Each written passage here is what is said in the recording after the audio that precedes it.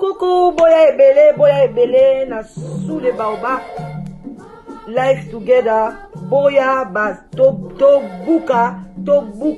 déraciner célibat, femme seule, homme seul, to longola ba parents ba stress, boya ebele ko s'inscrire, boya ebele botala ba coordonnées yango wana, email na biso yango wana, numéro de téléphone yango wana, boya ebele bo s'inscrire et kozala bien, maman kolinga lisu ozala yo moko te, papa boya to kata lien wana, tozana nu ebele ba diaspora bozala ebele to lingana entre biso et kozala bien, to longola AVC, to longola ba stress, to longola penza tozala together, tala kaka soki to leki ba 45 ans, ti likolo bana na biso ba koli, ba kena ba uni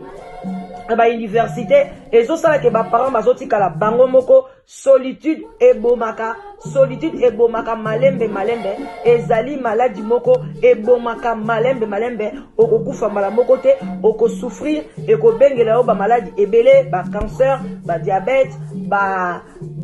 maladie ebele vraiment bandeko na ngai, ba AVC, ba tension, parce que tu es seul. Alors Nzambe ye moko aloba ke l'homme quittera et s'attachera à sa femme. Alors boya ebele ba maman boya ebele ba papa boya ko s'inscrire na sous les baobab live together, okozwa mobali ya malamu, papa okozwa mwasi ya elonga. Vraiment boya ebele.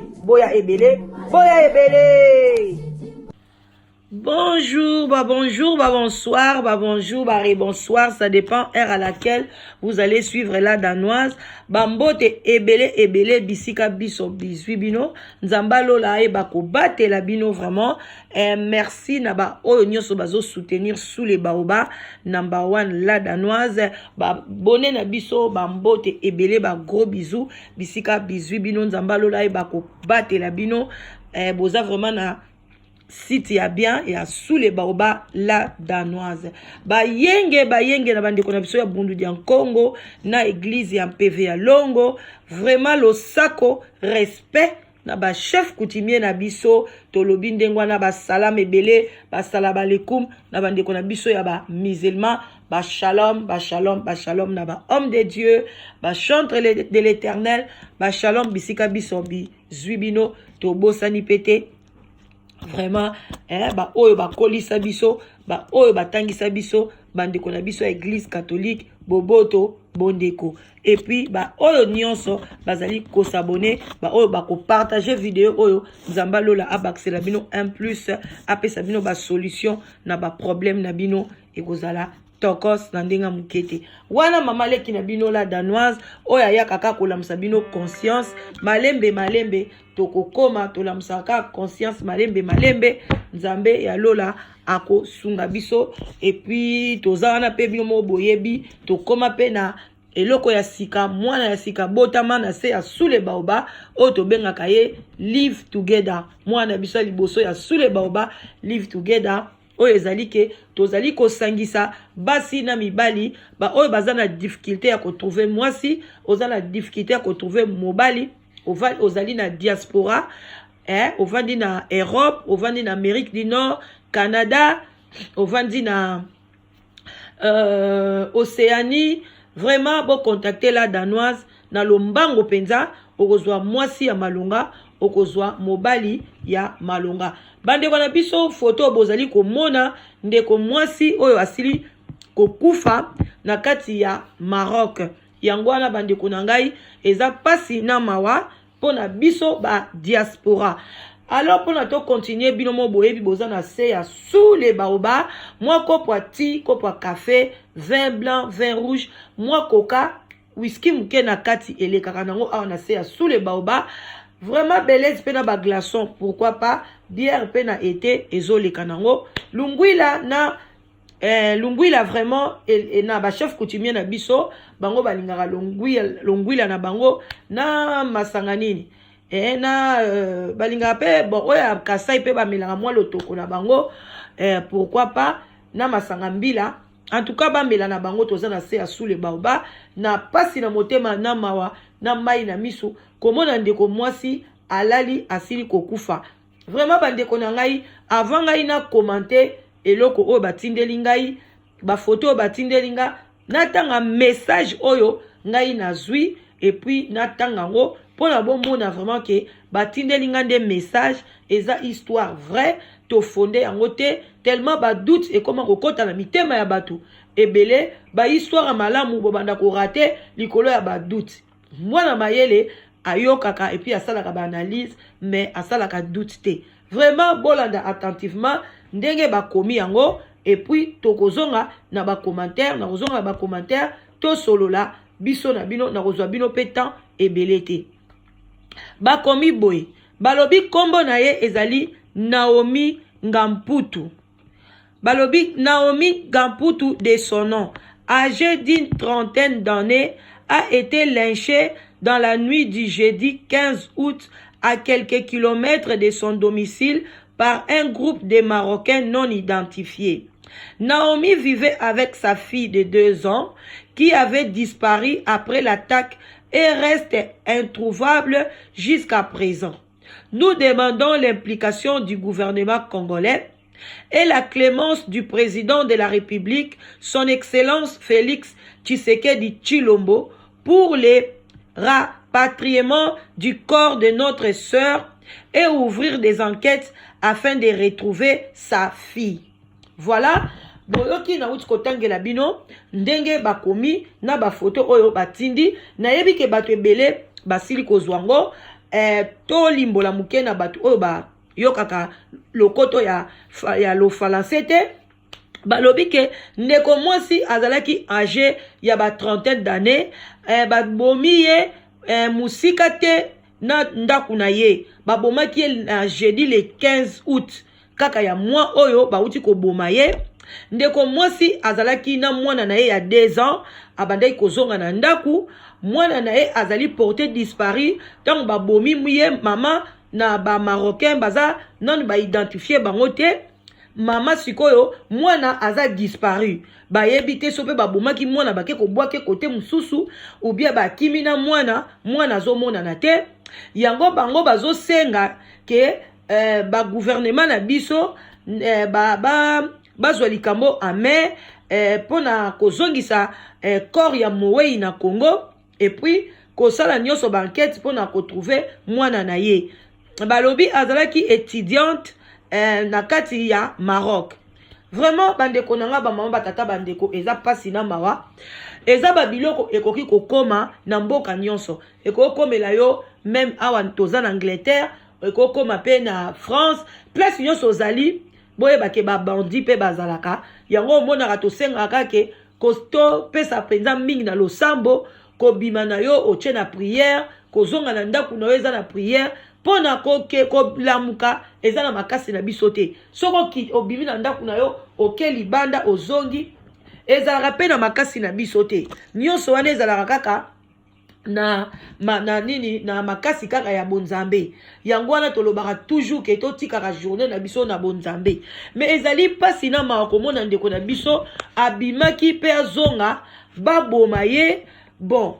pamba kaka boye mwana mwasi ya bato ya mwana muke na mwana na ye ya 2 ans babomi ye kaka boye yango toyebi te soki eza ba compte à rendre ou bien azaki na problème na ba marocain ou bien eza kaka biso ba mitema mabe parce que ba congolais pe bisika bavandi bamsu bazala ba jalousie bazala mitema moko ya malamu te akoki pe kosala nyonso bafuteli ye ba avocat pa ba bandi babomi ye bamsu pele msu papa mwana aza pe kuna na Maroc azo sepela te allez atindi batu baboma ye ba lever mwana en tout cas wana ezaka ba hypothèse vraiment ezali pasi na mawa yango na kosenga bino bo partager pona toyebi ke famille na ye baza déjà basi bayebi mais ba connaissance na ye puis batu ba fungola bafumba benga ngoni bala musa conscience parce que biloko mingi ekoma ke babomi mutu ezali ba compte à rendre eza kimotema mabe kaka ya biso moko emsu pe ba congolais tozokende kofutaka ba avocat epai ya bandibu basalaka biso mabe parce que kala te nayebisi bino ke mama abengaki nga na France mo ex mobali na ye afuti mbongo epai ya bato balandaka ye papa mosusu mpe abengaki nga na France alobi la danoise ngai na perdra ndeko mobali awa na kati ya France bafutelaka ye avocat epai ya babandi babamba ye libanga munene na mutu nde papa wana akufa na France et puis bato wana balgré bakanga bango bakatelaka bango ba 5 à 6 ans babima na bango déjà yango ya bandeko na ngai yo kokufa tala ndeko na biso mwasi kaka ba vingtaine d'années mais babomi ye mwana aza porté disparu vraiment et puis na kosenga biso bato toza na diaspora omoni neti eza kose vanté te mais tolinga ke batu na batu bayeba mayele ni nzamba pesa yo tant que tant oza na société osunga baninga na yo na mwa mayelo apesa yo toza na batu mususu babundelaka mboka à partir ya awa basala ba groupe to benga neti ba combattant bazoloba neti babokecho ayambo vraiment respect siko zali azali ko bunda azoko loba tango nyoso ba erreur nyoso ezoleka na mboka azali ko lobela biso et puis ezoko kisama ozomona. Donc, bato abongo fo bazala. Biso pe toye na live together. Toye pe kolongola solitude. Na kati ya diaspora. Tozo sunga bato ebele, bazo se retrouver. Bazo zwa mibali ya bien. Bazo zwa basi ya bien. Penza bazo se retrouver. Donc, mutu na mutu a apporté quelque chose. Parce que balobi mutu moko, musapi moko longola facilité. Koni moko ekolambusa yo fufute. Faut ba konyeza la mi bale bisatu mine moto epela et puis olamba fufu ebela na ndenge moko ya bien. Yangwano bomoni neti babiloko aboy. Il faut toza la peine abatu musuto benga bango lokola ba lisu ya diaspora. Ba lei pour diaspora. Boza wana bozo ko kenge la diaspora. Ke basa la diaspora mabete. Boza organiser biloko aboye. Mususu eza na tina moko te ya kosenga ba Chilombo kuna na Congo Chilombo talela biso likambo eza likambo ya bino moko na kati ya diaspora marocain bo telemi bo sali marche munene ba congolais baza kude belé bo sali marche munene ba marocain pe ba robanga et puis Maroc eza pays o elingara pe ba congolais soto ze belé kuna elingara biso président na biso ba yambaye ex-président Itolo Bafi, président Kala, papa Mobutu, Bayamba Ekuna, Bakunda Ekuna. Donc, ceux qui bino moko bo telemeli di kambuna bino, bo sali marche, bande kolanga ibango pe bako aider bino, ba policier marocain pe bako mo bako zwango cœur, bako tambola bako luka batuana, et puis mwana wana ko mona. Bino moko ke nuko senga aide na Congo. Ti Congo na le bo senga ngo aide. Po nini bozonga kuna te bokima pona Congo ezali organisé te bokima pona Congo ezali na banzala bino boye ko luka vi na Maroc après kaka même Congo wana bo benga ngo lisusu eya ko sunga bino entre ta bakuluna bazala Congo bazokoka ko silisa bakuluna te bakuluna na Maroc bazate bazalo kwa bazana Congo te Congo bakuluna chaque jour babomaka batu o ezake non identifié batu bayebite mutu moko pa yebi azate. Mais si ko bino na bozo senga bango ba ya ko bundela bino ba luka petite fille bongo siko bino moko diaspora ezakuna to naza sur pe ba musupe bazakuna na toyoka ba nani ba congolais musupe bazakuna onga président ya ba congolais na Maroc siko yo président ya ba congolais na Maroc salisa marche ya munene ba congolais bo se mobiliser bo marché bo kende tibo bo senga audience et pas ya ba chef na bango bo lobake mwana wana azali il faut monana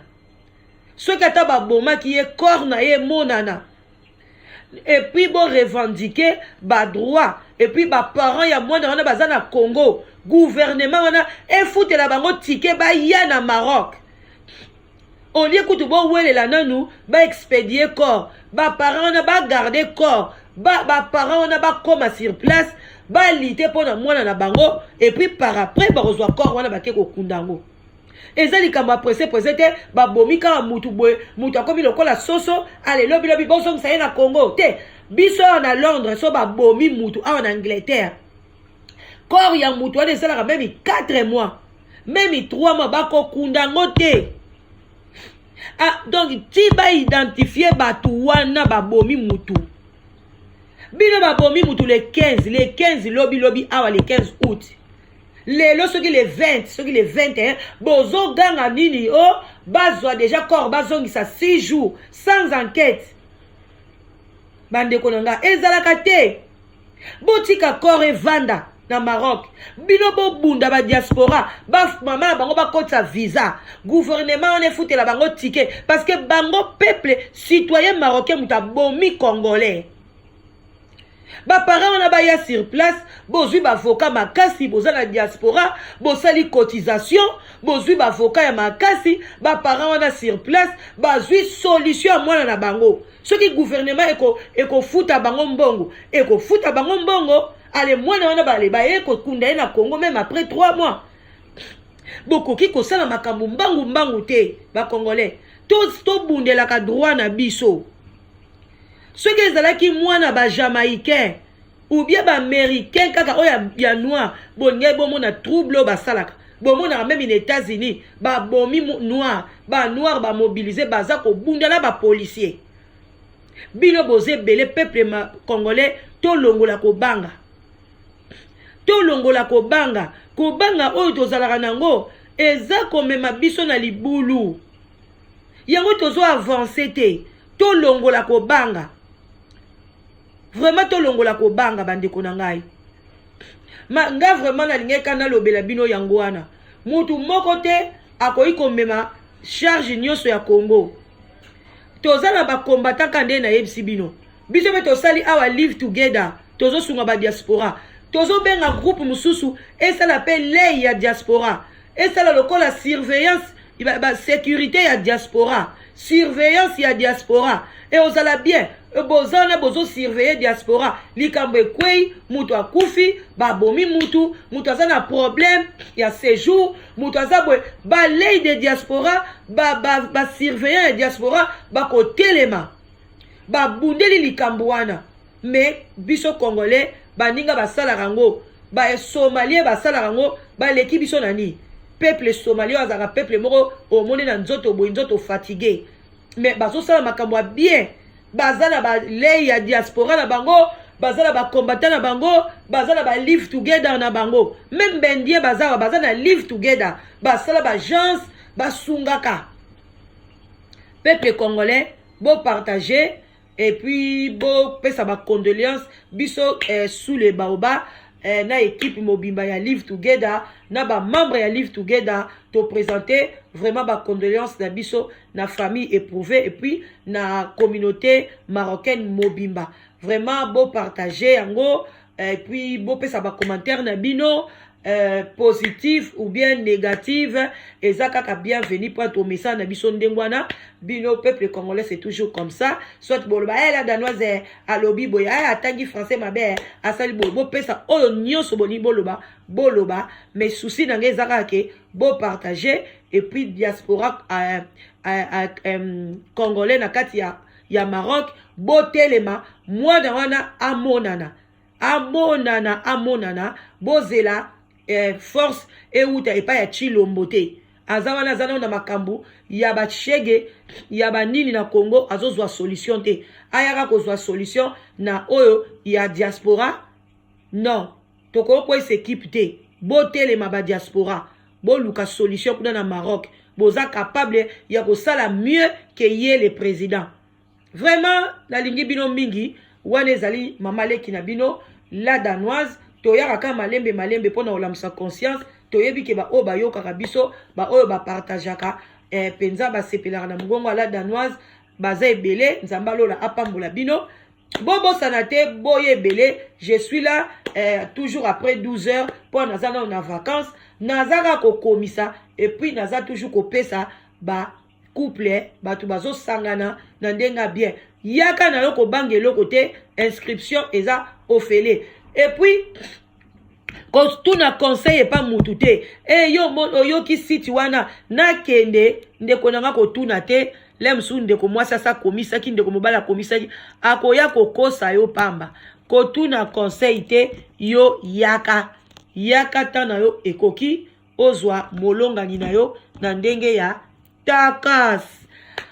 wana ndeko mamaleki na bino la danoise ba love bisika biso bizwi bino botikala malamu boya ebele tozana mibali tale ebele bandeko nanga même na États-Unis na bana États-Unis bana Atlanta bana ya Miami bana ya wapi bino mo boyebi Dallas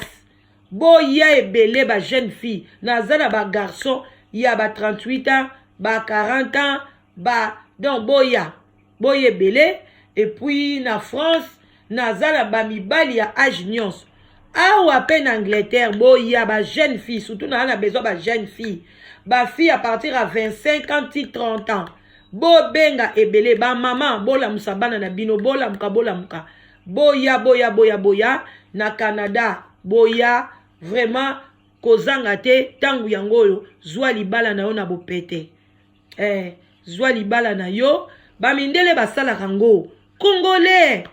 tous intégrés ba mindele bazwaka libala bongo iko bino bozo fanda ka balulo na feti momba bokendaka basi tala basi ebele mibali muke mibali ngope bayaka na feti ebele baza ba marié yango bozo tula ka se ko tula na feti ya ba congolais okozwaka libala te ozwa libala wapi na feti ya congolais et puis na feti moto sa langwene masanga olingo na sa kwiti yango bozo kutana na mibali ya ba escroc boya na sous le baoba site ya ba intellectuel ngai moko la danoise maître banza na lataka vraiment ngo penza na loba sute ke voilà penza maître banza mwana suka ba famille banza ba love bisika nyonso ba banza bazali na kati ya Lille ya mwasi azakuna Marie-José Banza et puis tobosanite molongani na ye o apesake toujours esengo yagi kivuvu ba gros bisous bisika bozali famille kivuvu nyonso na kati ya Belgique vraiment topesi bino pe bambote na bana ba kivuvu baza na kati ya Londres awa na kati vraiment ya Londres topesi bango pe ba gros bisous ba kivuvu na biso na kati ya Londres bana kitoko bana ya grande sœur propre Marie-Jeanne Nabiso, ya Marie-Jeanne na bana nae Claude, vraiment ba gros bisous bisika bazali na ba koko. Vraiment na lobby na tikibino wana kaka mo ambiance mke ya sous les baoba. Vraiment botika la malamu bisika biso bizwi bino nzamba lola aeba ko mona bino ba gros bisous et utie pa ya mama leki. Bobo sanate mela mwa mai e ko sala tokos. Takas te takas. Bayo. Bandeko nanga boye ebele bandeko nangai toza awa toyeli bino ti ya sika te oyo ya bulukutu oyo ya citronnelle. Bandeko nangai bobenga ba numéro na biso ya phone yango wana bobenga boya kozwa tina yo na kati awa ezali na 20 sachet et salami na penza na modèle vraiment bien classique ezali ya bio. Bakoni yango na Congo bandeko na ngai toza na bilanga ya munene na ya Congo toza ko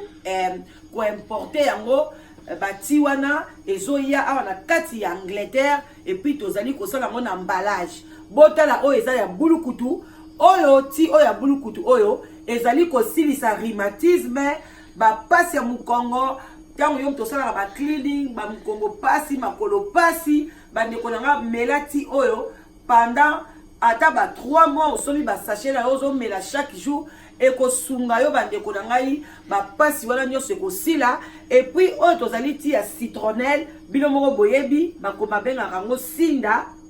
oyo ti oyo yango pesa na 20 sachet na kati soki omeli yango ezo silisa ba graisse bandeko na ngai ba bouton elongi nyonso ezo ko sila cholestérol peso kitsa pe cholestérol na kati ya nzoto vraiment ba mama nanga boya ezali bio et konomi na mabele na biso moko ya RDC boya ebele bobenga na téléphone ya mama bapasa ou bien ya la danoise bokozwa tina bino na prix moko ya malamu ozala na Londres ozala na États-Unis na Canada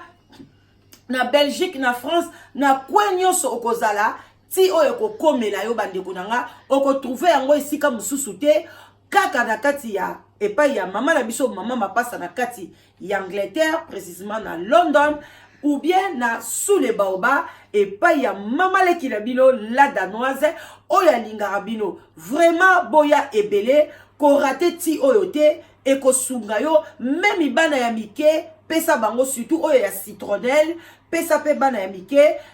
bakomela, e ko sunga, pendant kolongola moi obésité na bana na biso, et puis te oyo ya citronnelle bandeko nanga, okoki pe kozwa yango, otiengo na mai, et puis osaleli yango sauce. Ata kolambela yango, mai nango, okoki pe kolambela yango, sauce tomate, vraiment nyonso ezali kosunga. Oko melango lokola ti, mai nango pe, okoki kome ozwi yango, osaleli yango sauce, ata sauce ya viande, bandeko nanga, elekaka nango, tokos na serre sous les baobas bilo mero pe boyebi toya kapamba te moi kopo ati moi kopo ya fanta et ça la tokos na ndenga mukete vraiment boya ebele ti yango yo vraiment yango yo bomela en tout cas boya ebele je vous love.